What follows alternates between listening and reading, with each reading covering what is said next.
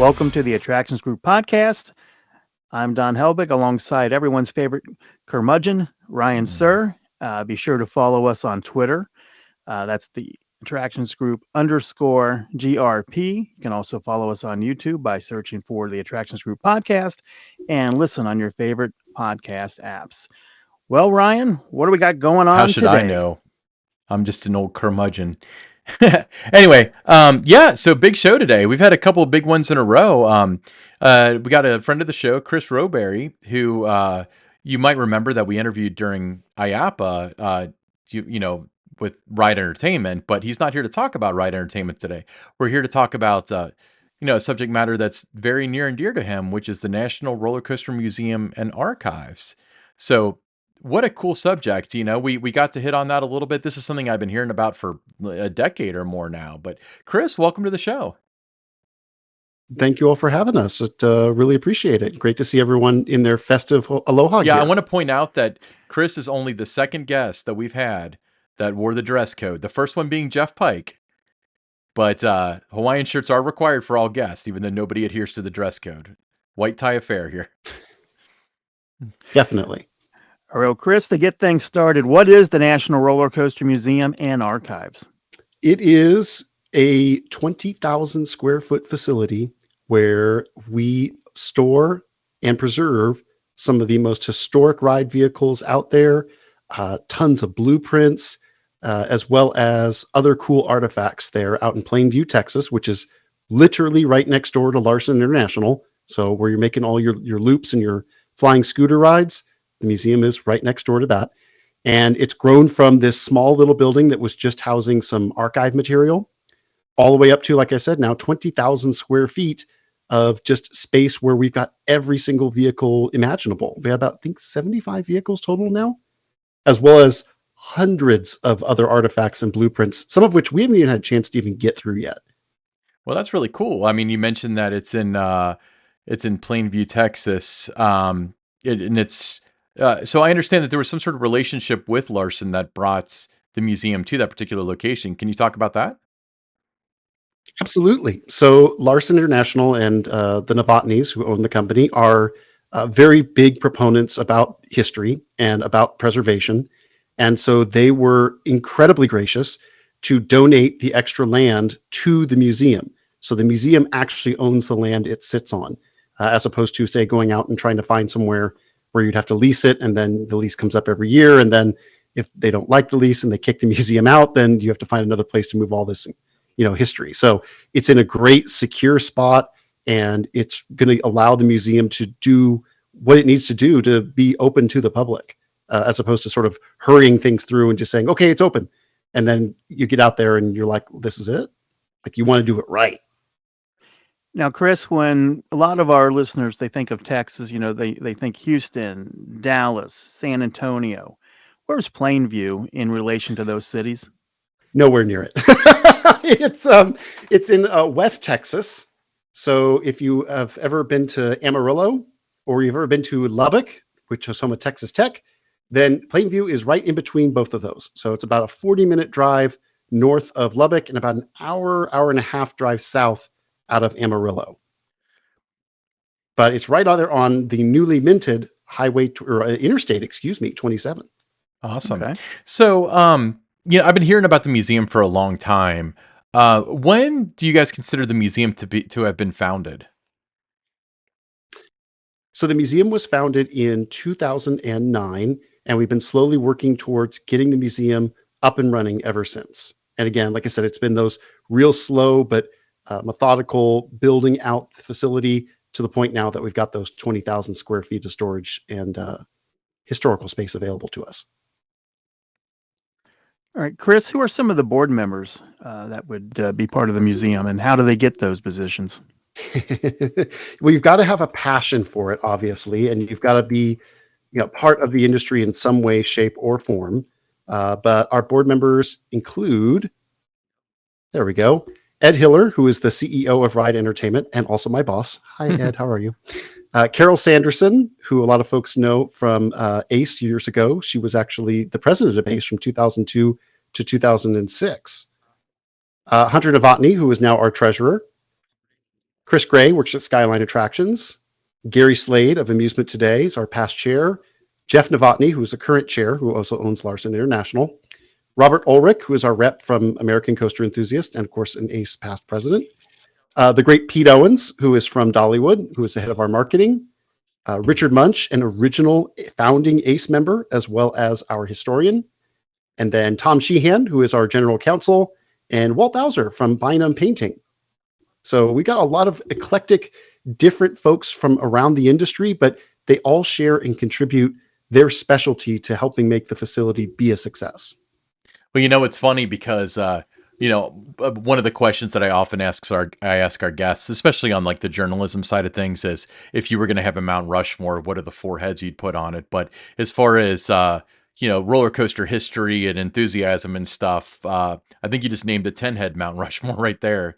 I recognize all of them. I remember when Carol was the president of ACE and Gary Slade, and all those names absolutely ring a bell at the least. So that's pretty cool. So if I were driving down the road in Plainview and stop by Larson and try to settle the debate of whether or not a Larson Looper is a roller coaster or not, which is a discussion for a whole different day. Oh goodness, please don't. Yes. But and I saw the National Roller Coaster Museum and Archives, I would be like a kid in a candy store. So would Don. But to the average person, how would you explain to them that it's important to have a museum dedicated to roller coasters and amusements and things of that sort? That's a great question. The really important thing to remember is that the attractions industry is art you can ride. You think, for example, of carousels. Those are incredible artistic pieces, the ones that were carved by hand and painted by hand and have to be repainted every single year. I know, for example, Kings Island takes masterful care of their carousel. Santa Cruz Beach Boardwalk comes to mind as well as one that shuts down their carousel for every year just so they can go in and restore it and get ready for the 11 other months of abuse that it's going to get. But again, that's really important to them. And it really is artwork. And I would argue that these attractions are part of history. Americans invented the roller coaster in the 1800s at Coney Island with the L.A. Thompson Scenic Railway.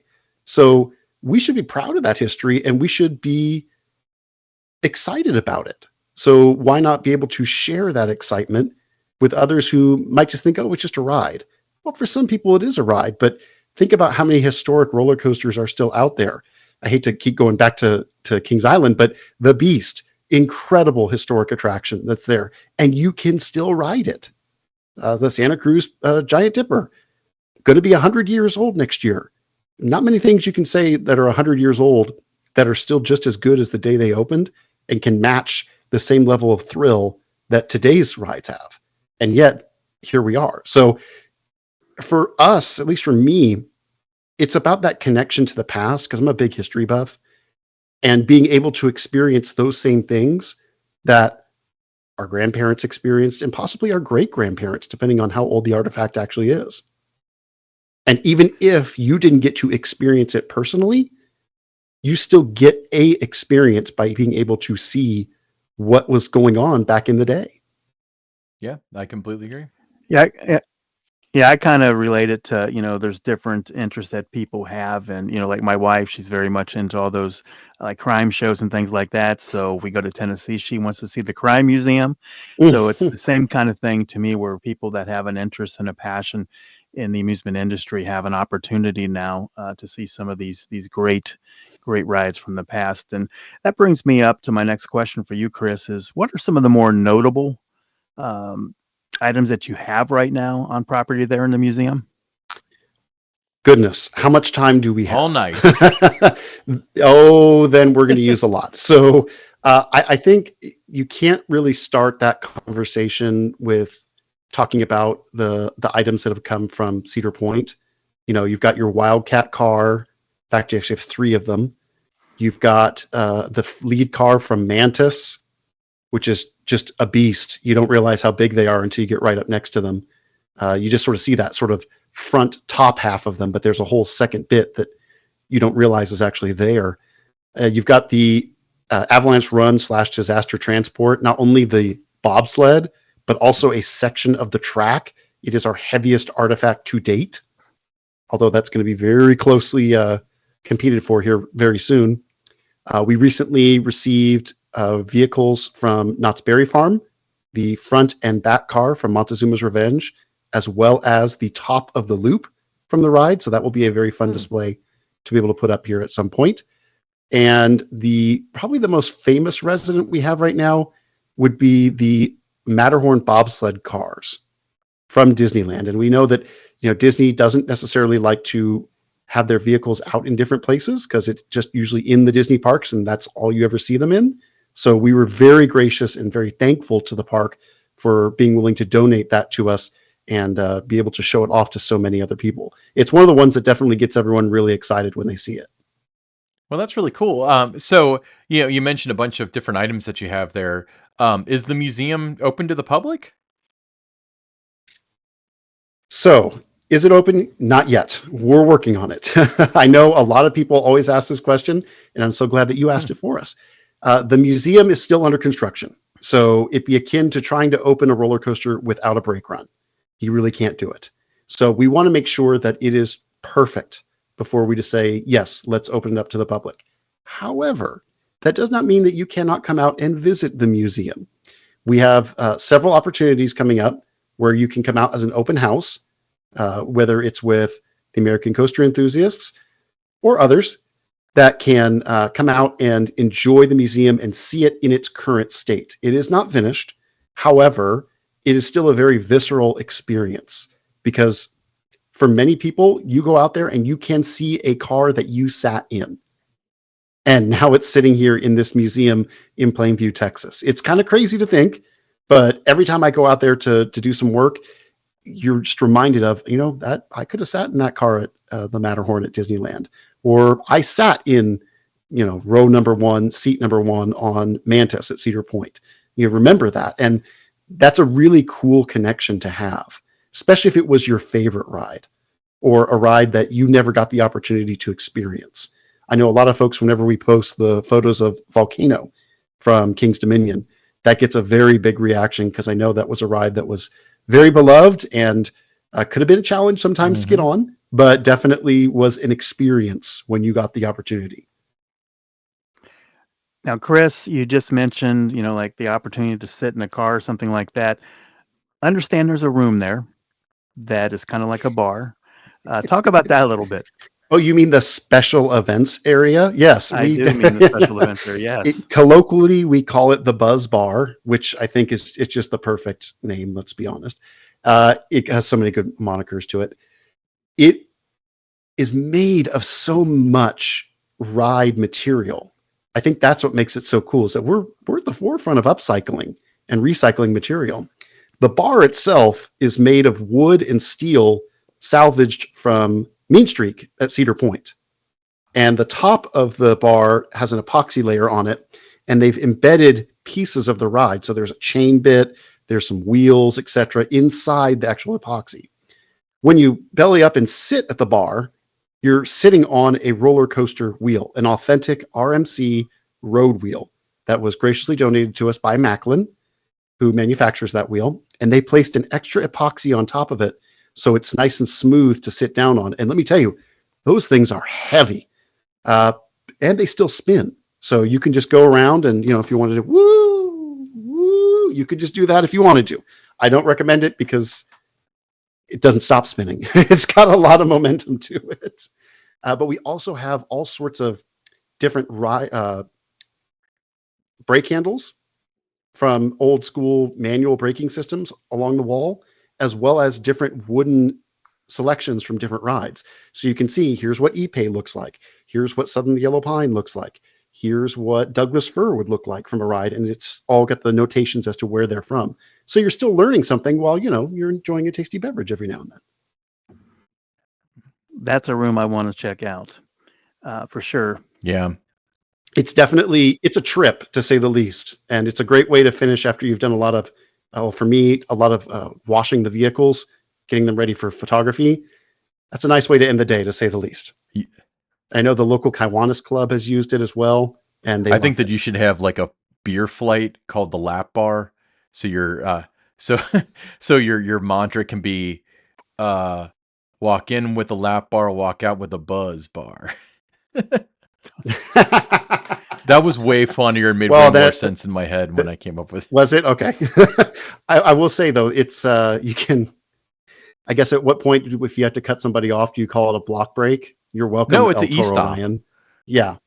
Oh, it's the e-stop. There it is. That's it. See, Oh yeah, I mean, I shouldn't be could in marketing probably at all. spend all day coming up with nomenclature for just roller coaster innuendo and stuff. Um, so you talked about how not only there's a bunch of roller coaster cars and track and stuff, but there's also things like blueprints and plans and probably marketing materials and stuff.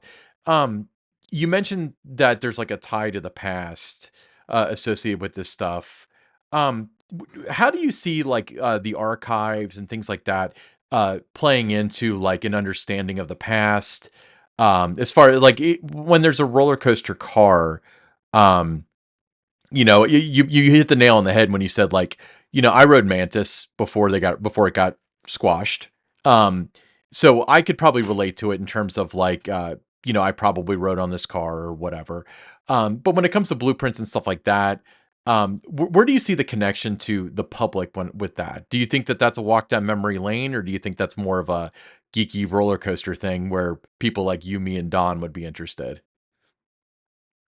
I certainly think that that's an aspect of it. That for example, yourself, Don, and I would definitely be interested in seeing the original Schwarzkopf blueprints, and certainly scholars would be interested in seeing them if there was any sort of research project or anything else going on like that, where I needed to get some additional information or something like to that effect.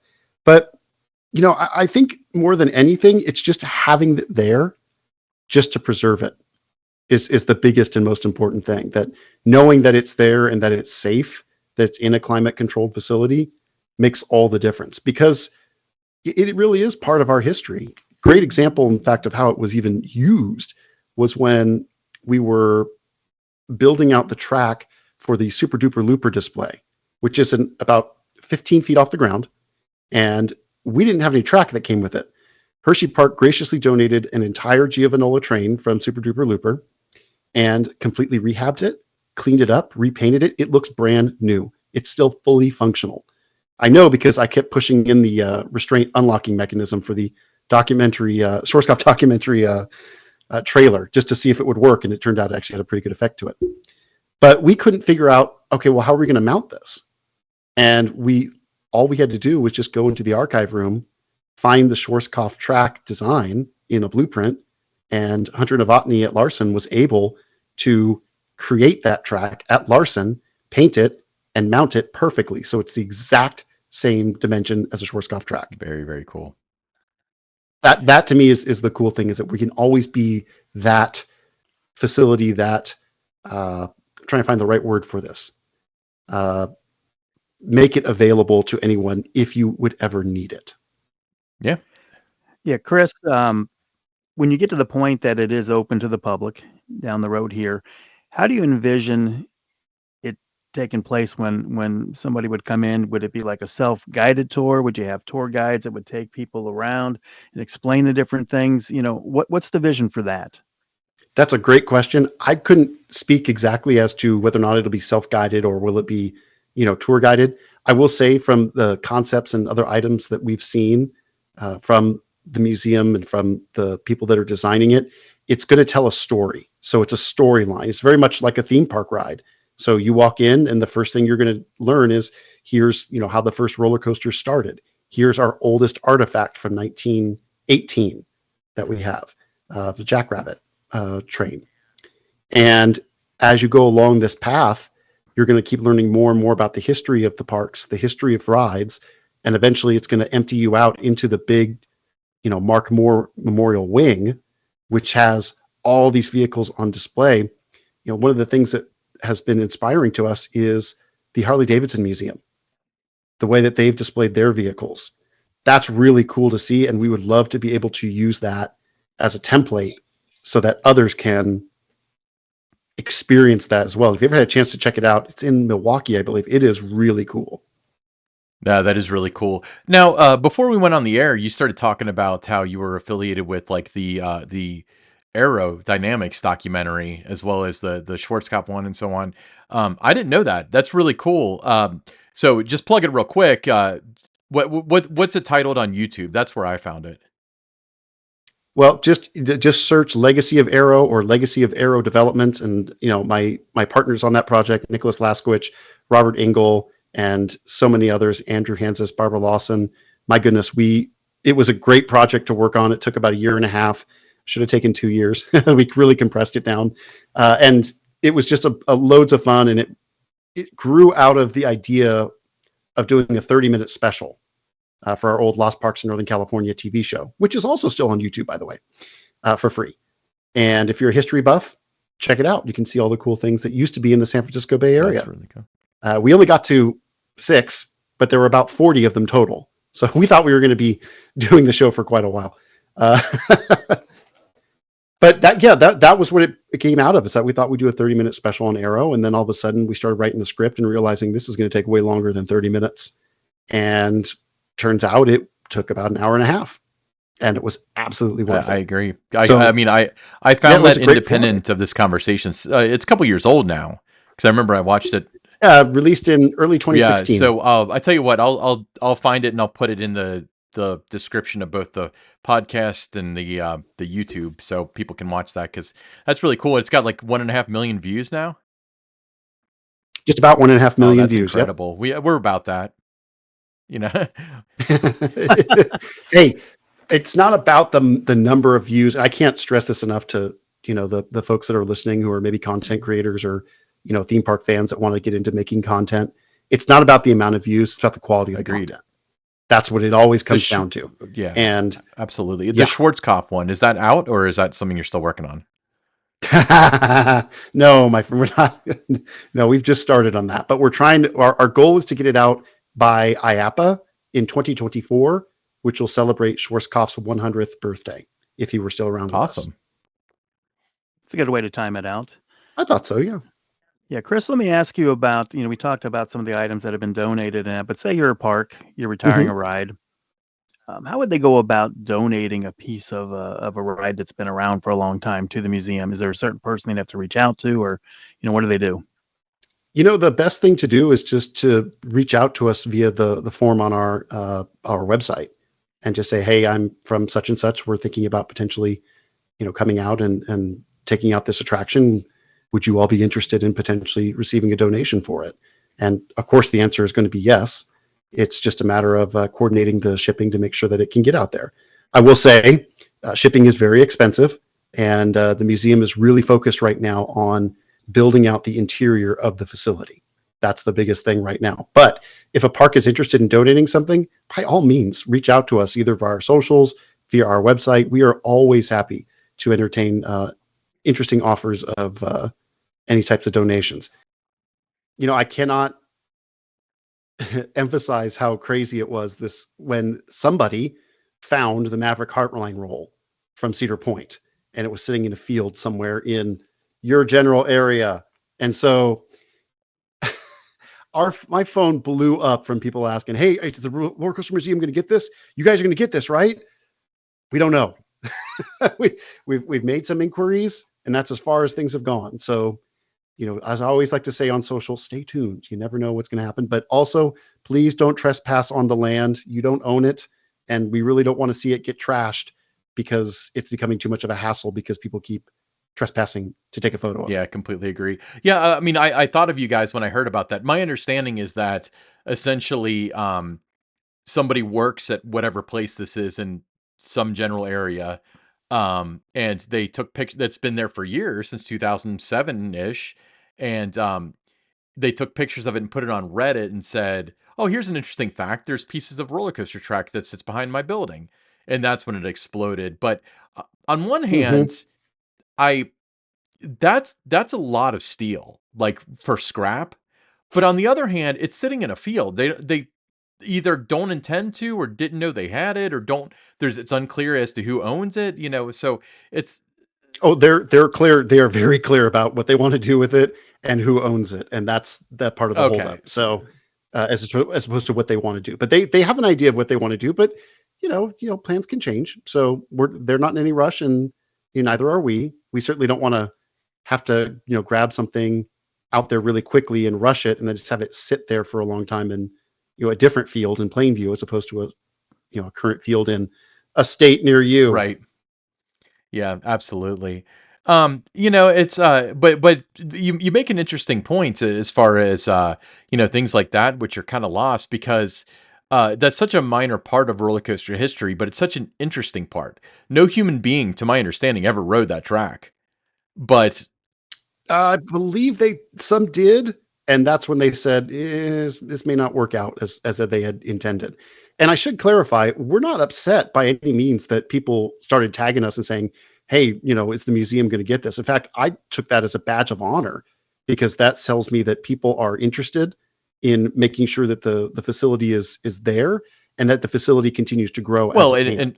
So I was really excited to see that, but also it was hundreds of retweets and mentions, and I was like, yeah, now they know you're awesome. out there. I'm glad you guys know we're here. but it's Exactly. I see it this way with that. It's piece of roller coaster history, and everyone in their mind it clicks. Oh, National Roller Coaster Museum. They didn't necessarily Exactly. reach out to Cedar Point saying put this in your museum or whatever. They thought of you.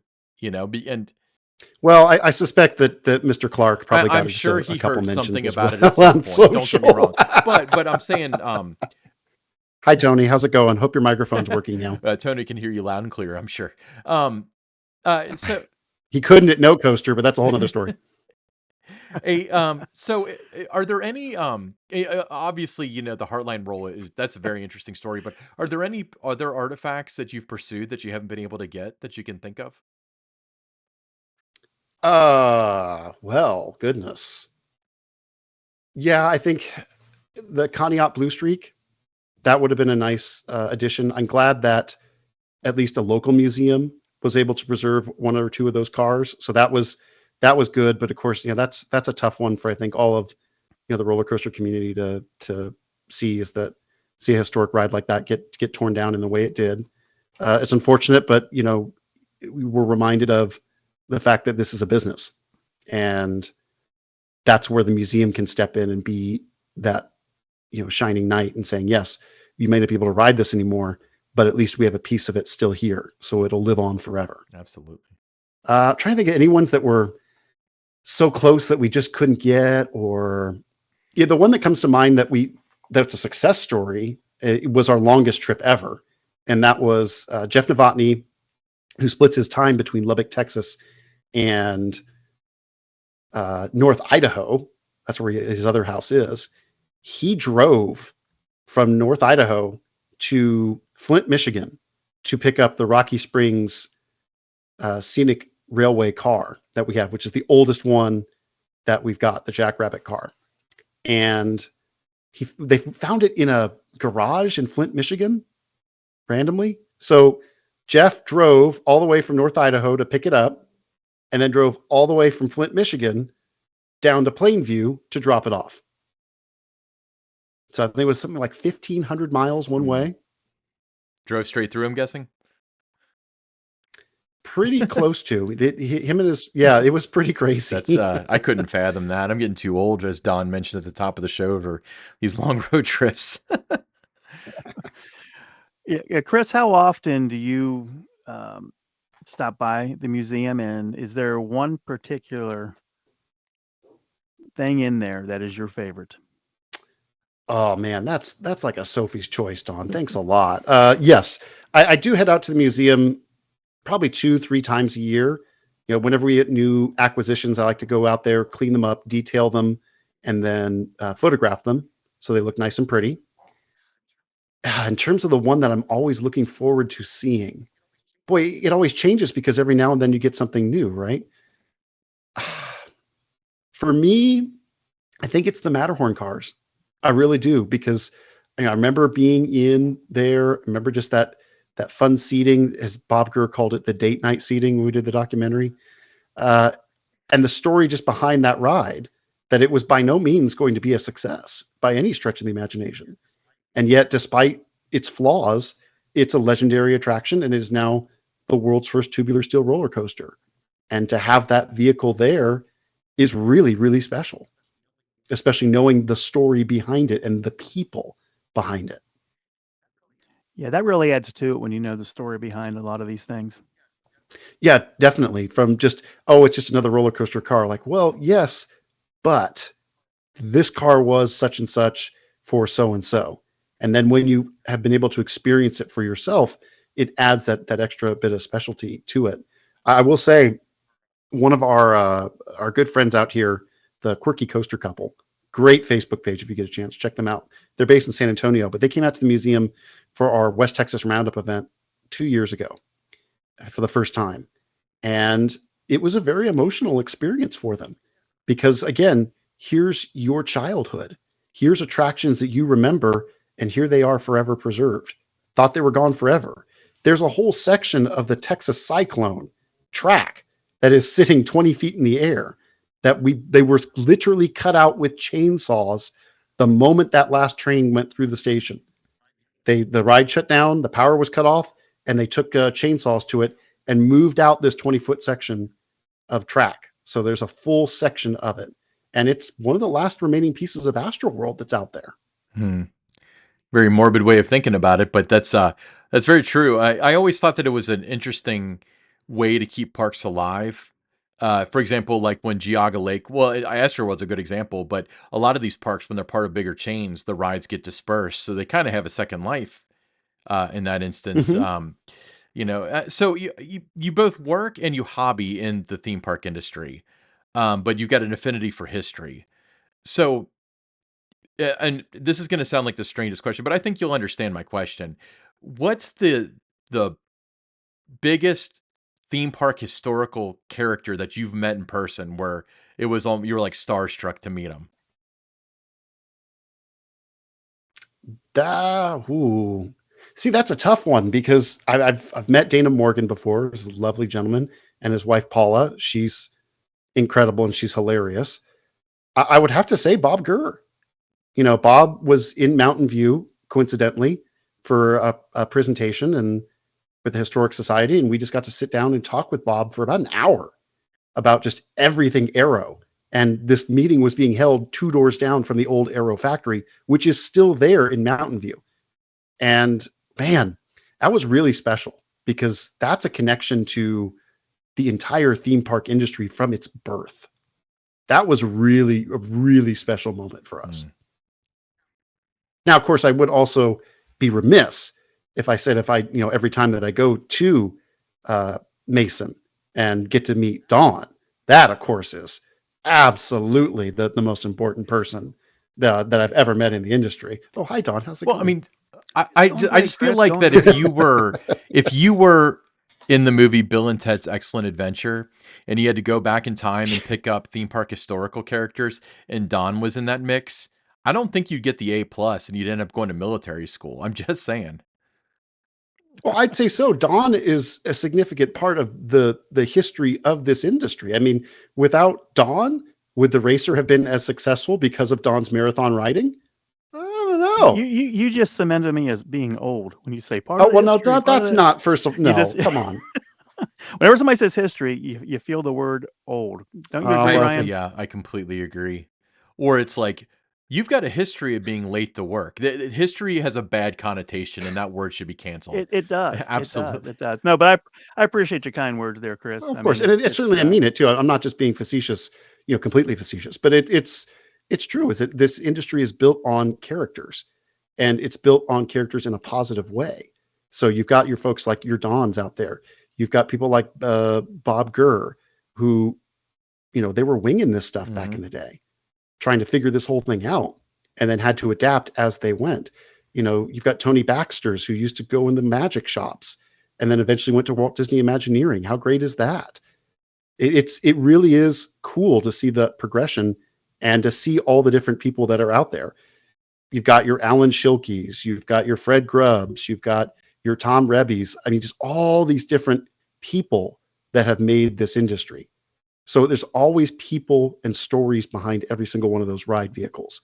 That to me is the coolest Yeah, part. I mean, you hit the nail on the head because um, it's it's never a ride. It's never a building that pivots the industry. It's always the people that imagined the ride, the people that built the building, the people that performed in the show, the people that um, Well, I mean, like, well, to Don's point of riding the racer tens of thousands of times or whatever he was doing during the 90s, um, it's, uh, you know, when you think about it, it's a dude who rode a ride a bunch of times. But, you know, Kings Island was on the map. It was on Good Morning America and stuff because of that. And then we don't know what the park would look like today if they didn't have that at the time, because it may not have taken off in the way that it did, and it could have been more of a low scale version of itself. Like Kings Island could have been basically to the same scale as King's Dominion, where it's maybe something else in the market could have come up and competed with it. But since they got all this coverage and stuff, it was, no pun intended, but it was considered a beast in the region. No one could touch it. Oh, that's a great pun intended. Actually, I I disagree. had to pause myself because those words came into my head, and I really did not intend a pun, but I don't like regret it. You know?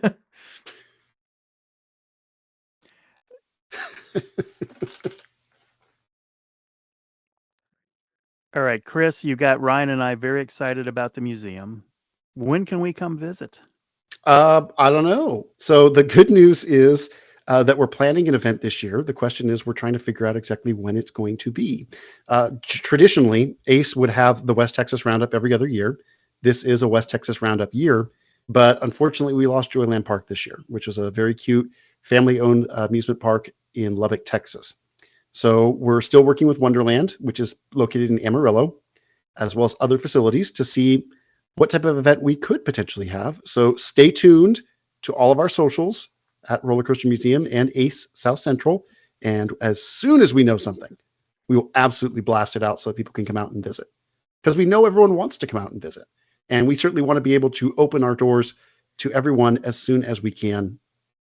Do you have any internally, like any projection of when you think it might be open to the public, or like a vagary, 2 years, 3 years, and anything like that? Or is it just kind of like when it's done, it's done? Because I understand a lot of this is probably done with volunteer work and done at the pace that the free time allows. 100% of all of this is done with volunteer hours and volunteer time and based completely on donations.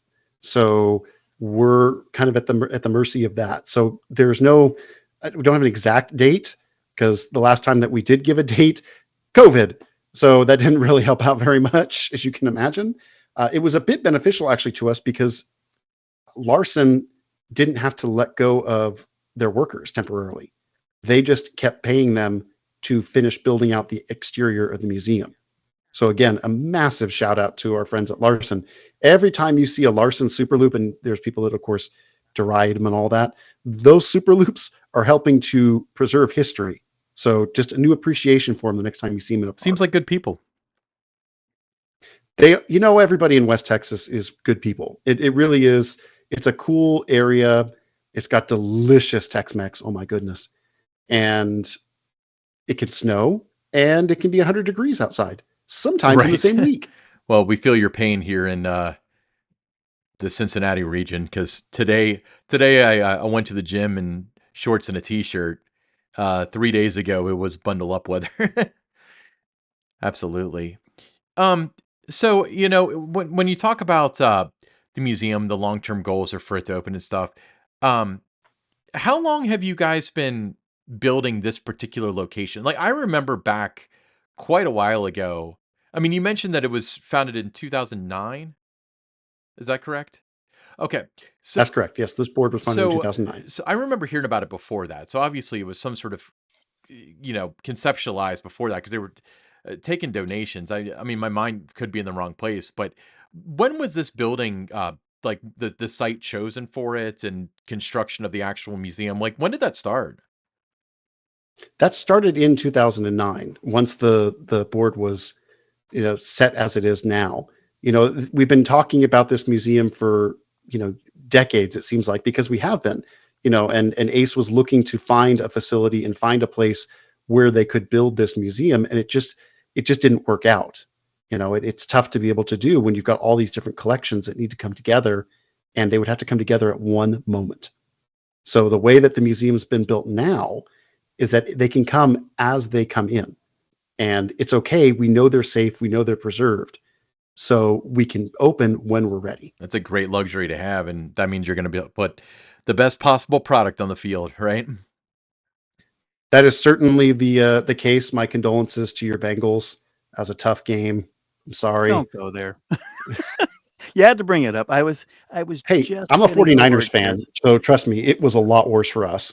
Yeah, but just getting over it, and then you have to Oh, bring I'm that back sorry. up again. But that's Well, I okay. mean, it's we just won't date the podcast. That's all. It just Yeah, happened. well, there's always Yeah, next that's year. right. We've always It's said always that for is, many yes. years as a Bengal fan. There's always next year. But Chris, you have the museum. So what about merchandise? Any merchandise for the museum available? Oh, merchandise. Yes, this is my favorite thing to talk about. We one of the goals when I came on as a volunteer was to get the museum out there a little bit more because we know that we're in a out there in West Texas and it can be difficult to get to. It's not like you're in New York City or Orlando. So we started a merchandise line, and you can actually check out all the different merchandise at rollercoastermuseum.org/store, or just go to rollercoastermuseum.org and click around until you Link find the in the word store. description. You can do whatever you want. Yes, thank you. I appreciate that. And the cool part about that is that the artwork that we made is custom artwork made just for the museum by our friends at Lantern Press, which are based in Seattle. And they do a lot of other theme parks and other travel things. But the thing that really got my attention was they have a style that looks like the Works Progress Administration. So it looks like a Disneyland travel poster. Like that was the look that we went for, and they absolutely nailed it. So we were really excited to put that on anything, anything and everything, as well as just our logo merchandise. And we even have through a exclusive agreement with our friend Wieland Schwarzkopf, who is Anton's son, Schwarzkopf 3D printed logos. So if you want to put a little black Schwarzkopf logo on something, you certainly can. Or if you want to put a big one on something, we can do that as well. And those are printed right at Larson. So it's on the exact same printer that is printing out new ride parts for attractions that are over 100 years old in some cases. Very, very cool. So, to kick this can around, we have the Ace documentary, and then you're working on the Schwarzkopf one. Are there any other documentaries that are on the horizon, or any ideas that you want to just throw out there? No, because Nicholas and Robert would probably murder me if I said, "Oh, hey, we're doing another film, boys." There's always the possibility of doing another film, but I think between doing the history of Ace documentary and the legacy of Anton Schwarzkopf, I think we're good for the next couple of years. And I'm good, and I think so is the team. Between all that, a full-time job, and volunteering at the museum, yeah, we're a little too busy. You need a for now, so secretary, is what we're you're telling good. me. I need a lot of things, yes, but that's not of a A secretary slew would of help. assistants. Well, Chris, how much time would you say you are putting in? You talk about volunteer work, but how much time during the week are you doing, whether it's, maybe putting something on social media or working on your documentaries? How much goes into that? A lot. You forget just how much I used to have free time, and now I don't anymore. It's amazing how it just kind of disappears like that. I'd say I probably put in about 10 hours worth of time, which doesn't sound like a lot, but then, you're working full time and getting other stuff done as well, and just general life as well. So it takes about 10 to 15 hours a week, whether that's just scheduling social, talking to people on social, getting stuff planned out, fulfilling merchandise orders, all that goes through here. So but it's worth it. It's definitely, I'm so excited whenever I see a new merchandise order comes in, because that means that, we're spreading the museum's love and people understand what we're trying to do. And the museum is all volunteer. No one's getting paid. It's just there to help make the museum as good as possible. And that's a great feeling. Yeah, I completely agree. So Chris, aside from riding roller coasters, selling roller coasters, preserving roller coasters, and archiving roller coasters, and putting off your next nervous breakdown, what else do you do in your free time? My next nervous breakdown. Oh man, you have no idea. Uh, I'd love to go bike riding. It's been kind of tough lately because the ice outside has been just a little too thick to be able to do that. But my goal this year is to make it from Dallas, downtown Dallas, to downtown Fort Worth via bike. I've made it to both, but I live in Arlington, so it's only halfway both times. But I know I can do it. It's just a matter of getting up there to do that. I'm also a pretty decent bowler if you ever let me out on the lanes. So kind of hard to fly with bowling balls. Ask me how I know how, because the TSA doesn't really like them. And I don't like to check them because I know what happens to luggage when it goes under a plane, because I used to work at an airport.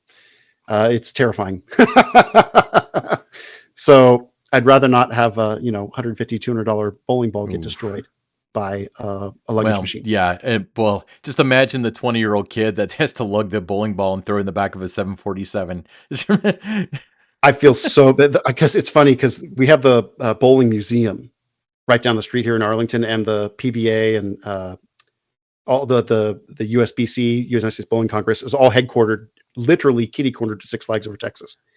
And whenever there's a tournament here, you just know it because you can just hear the groans from everybody at DFW and Love Field, because all of a sudden they're seeing 3 ball bags, which are 48 pounds, just under the limit, constantly coming through. And it's like, oh no, it's another bowling tournament.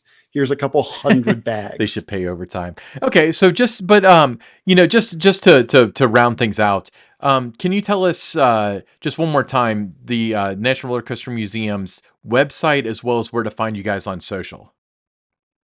Sure. So you can find us on social media just about anywhere. Just search National Roller Coaster Museum, or just Roller Coaster Museum in some cases. We're on Twitter, Facebook, Instagram, and YouTube.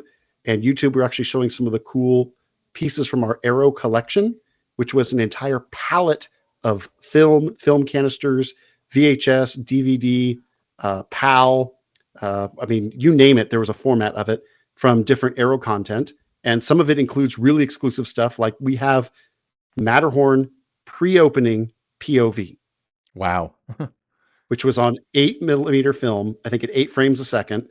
And it's bad because at one point they put on a speedometer and it says that it hits 56 miles an hour. Now, the actual top speed of Matterhorn is about 24 to 27. So how it hit 56, I don't know, but apparently it did. So either that thing was really out of whack or something else was going on, but that's really fun to see. And just visit our website is rollercoastermuseum.org. Perfect. And once again, link in the description. So Don, what's up next? Well, we'd like to have a little fun, Kris. A lot of times on our episodes, we do a pick 6 is what we call it, kind of highlighting the different things going on in the industry that week, the hot topics. But since we have you're from Texas, we thought the pick 6 this week would be a BUC-EE'S edition.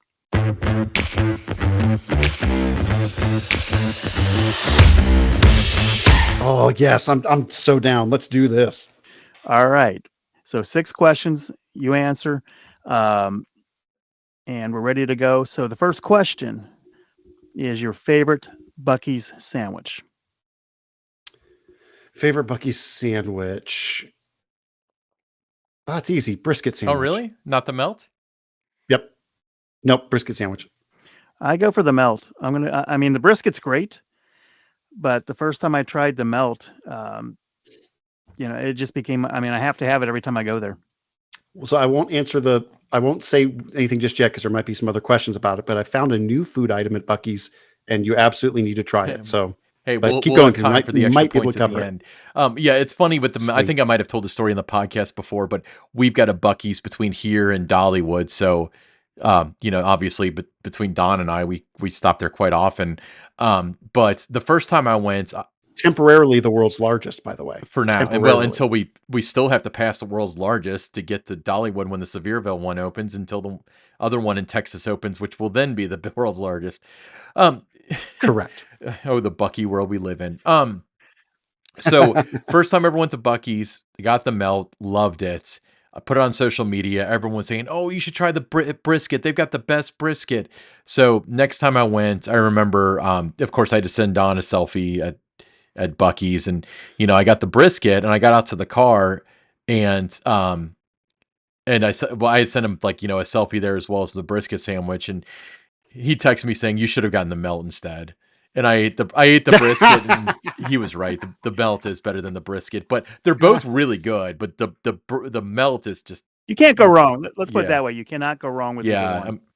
Don, in your honor, I will text you the next time I'm out there, and I will try the melt in your honor. Do you have one near you? Oh yeah, it's Fort Worth. It's like a 30-minute drive from here. Not that I would know exactly how long it takes. All I know is that my car has enough charge to make it all the way out there electric only. Okay. So That's now we know all I what kind know. of car he drives. Anyway, so Yes. so question number two. Favorite Buc-ee's breakfast item. Ooh, you know what? That's easy. It's a kolache. Oh yeah? Tell us what a kolache is. Yep, it's the kolaches. Zip it in the microwave for about 10, 15 seconds, nice and warm. Get 2 of those bad boys and a Diet Dr. Pepper. Bam! Breakfast of champions. That's how you get so much done, All isn't right. it? Yeah, it was a possibility. Yeah. All right. Question number 3. And being from Texas, I'm pretty sure you're well versed in these types of things. Your favorite Buc-ee's hot sauce flavor. Yeah, so about that, Kris is actually originally from the San Francisco Bay Area. He doesn't do hot sauce, and that's why he's talking in the third person. So I actually don't have a hot sauce. I'm the wussiest when it comes to heat. So I'm an adopted Texan, so I have to say pass. No, we've never had You're gonna somebody pass on pass on hot a pick sauce. 6. I don't know what to do. What would so do you like the Buc-ee's barbecue sauce? The Buc-ee's barbecue sauce is incredible, and there has just that whole wall of barbecue sauce, but I like to go for just your standard, regular barbecue Awesome. sauce. All right. So I guess number 4, your favorite beef jerky flavor. Teriyaki. Excellent choice. Yeah, can't go wrong with teriyaki. And Buc-ee's, that is the best road trip snack ever, outside of chicken nuggets. Just because you can just have that bag and just not even have to take your hands off the road. Anything. It's really great. Highly recommend. All right. I didn't realize Question. they were paying us, but We like to pretend that they Yeah, the are. next question. yeah. Someday. Yeah. The next question is your favorite Buc-ee's snack item. It can be a repeat if necessary. No, it's pretty obvious. It's beaver nuggets. How can you go wrong with Buc-ee's beaver nuggets? They're that snack that keeps you shaking for 3 days later, but oh man, they're just nothing but sugar with sugar, and then throw a little extra sugar on them. So yeah, beaver nuggets for sure. Yeah, you're And the then one the that new one, the introduced me to nuggies them. are even better. Yeah. The first time I had beaver nuggets was at IAPA with the bag that you get on. And Yeah, I had not yet been to a Buc-ee's when you gave me that first bag of it when you were visiting the Mason area. So, And so wait, after I'm the one to blame? well, I mean, no, I mean not on that part. To me, it was just like going to Wally World, but it was open when I first went there the first time. But it, I didn't know that it was a big chain like that until I kind of researched where these nuggets come from. Then I saw there was one in nearby in Richmond, Kentucky that had opened earlier that spring, and from that point on, I was hooked. You're welcome, and I'm sorry. the two can all be right. true at once, So Yes. hey, it's my turn. Okay. So your favorite Buc-ee's non-food item, like merchandise. Ooh. Well, they do switch out their t-shirts, it seems like, on a bi-weekly Mhm. basis, so there's somebody out there, God bless them, that's coming up with new beaver puns to throw on a t-shirt that's relevant to the time of the year. But I'm going to have to go with, if you want the one item at Buc-ee's that's just legendary, it would have to be the Buc-ee Beaver onesie. Oh, I don't know The anybody who giant has beaver that. onesie that you can wear to sleep. That thing is insane. And I will put a little star asterisk next to the bucket of Buc-ee's lard that I Ooh. saw once there. It was like a 10-pound bucket of lard, which was ironic because it was right next to the Buc-ee's bikini. I don't know how that works, but okay. I mean, it just shows you who they're marketing the bikini to. I don't know. Was it really like literally lard for cooking, or was it like a joke? Yeah. No, it was legitimately, it was a plastic bucket of Oh. lard. Did you buy it? No. Buc-ee's, I mean, there's half that stuff I could never be caught dead buying, but then it's so delicious. It's like, okay, that's great. But no, I don't need a 10-pound I meant bucket the of lard bikini. for anything. Oh, the bikini. Oh, no, I'm not quite into my swimwear. Well, Summer you better body get yet, ready you know, because so. summer comes in Texas way earlier than it does here. Yeah, don't remind me about that. We're all complaining about the cold right now, but it's like, yeah, just give me about 3 more months, and then everyone's gonna be begging for Oh ice to yeah. come back. So a favor to me and All right. Don's, we both have these large Bucky. I think these are 32-ounce Bucky tumblers. Oh man, I'm feeling kind of left. I've got nothing here. I've got my red swing line stapler. That's all I got. Mm. All right. That's the best purchase I think I've ever made. It's this mug. I mean, it's great. It keeps your drink absolutely cold. I mean, 10 hours later, your drink is still cold. And out here, you know, that's a really important thing to have, is that even though you leave that thing out there in the car, Yeah. it's still going to be cold. Yeah, I mean, but the ice, it stays in there. I mean, it's amazing. I'm writing my list down for all the things I need to get now. So I've got hot sauce down here. I got the beaver tumbler. Okay, I got that down. So we're good so far. And the mugs come in like 5 different sizes, Yeah. so you can. It's gonna be hard to pick and choose Well, which one this you I think need. is the biggest one, but it I'll does fit in consult you the beforehand. cup holder. So I mean, I guess you'd want the biggest one possible for the road, right? You don't need a bladder buster. All right, let's move on to the final point. The After podcast has gone to a very weird place. This is a bonus one for you. All right, your favorite Buc-ee's location. Probably because it's my home Buc-ee's.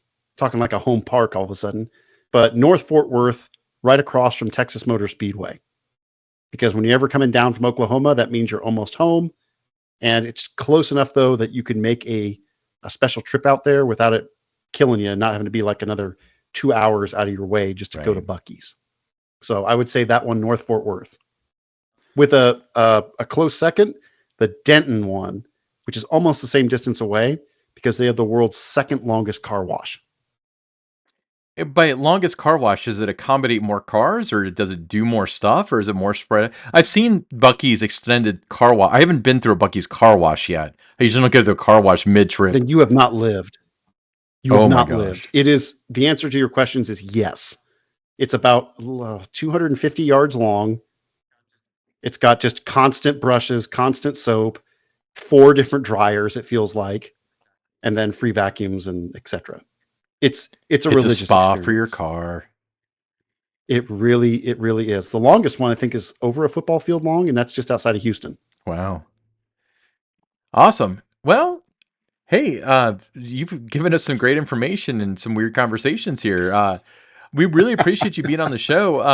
I tell you what, you next time you guys drop like a new acquisition or whatever, if you want to come on and talk about it, we'd love to have you.